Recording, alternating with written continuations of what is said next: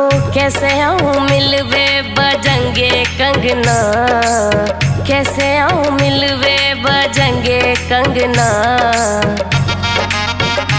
पायल की खनक से जगेंगे सजना रे, पायल की खनक से जगेंगे सजना।